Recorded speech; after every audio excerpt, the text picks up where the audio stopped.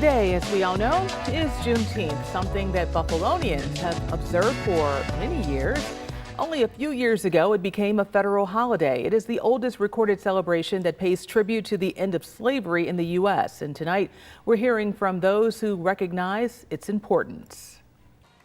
This was the scene last year in Williamsville, and this year Niagara Organizing Alliance for Hope, a not-for-profit, is hoping the NorthTowns Juneteenth celebration is just as successful.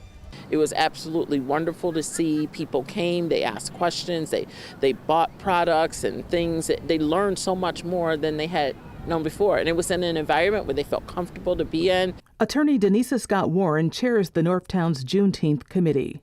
Buffalo Juneteenth is like the creme de la creme of Juneteenths in the country.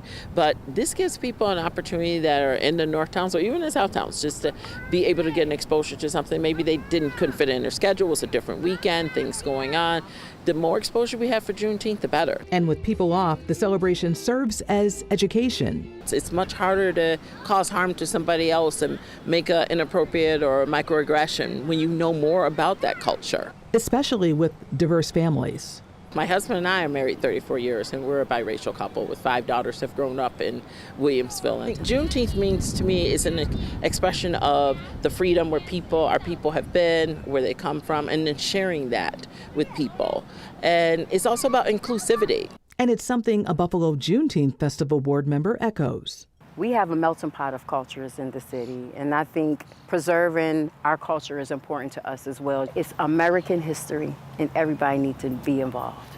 Meanwhile, the Northtowns Juneteenth celebration runs from 12 to 5 on Saturday in Island Park. We have the Colored Musicians Club. We have interactive drumming. We're telling people bring your fans because there's going to be a community line dancing. Food and health vendors, too. And Batavia is also celebrating Juneteenth tomorrow with a full day of music, history, and community events at Williams Park. The Just Kings Juneteenth Community Festival kicks off tomorrow at noon with an opening ceremony featuring actor and cultural historian Oliver King. There will also be live performances and music, exhibits, vendors, and other activities. Organizers say the event is meant to honor the emancipation of enslaved African Americans while continuing the conversation about freedom, culture, and community. The festival is free and runs until 8 p.m. That's tomorrow. A ride to honor those who traveled through Buffalo in search of freedom. The Eastside Bike Club held their Juneteenth and Major Taylor ride at Freedom Park today. The ride honored the Juneteenth holiday, those who crossed to Canada for freedom, and Buffalo cyclist Major Taylor. Organizers say Freedom Park holds a special place in the struggle for freedom. Juneteenth is the announcement of freedom. Freedom Park represents the pursuit of freedom because enslaved people came right here to this area, crossed over into Canada for freedom. Organizers from the Eastside Bike Club say up to 100 riders joined in on that event.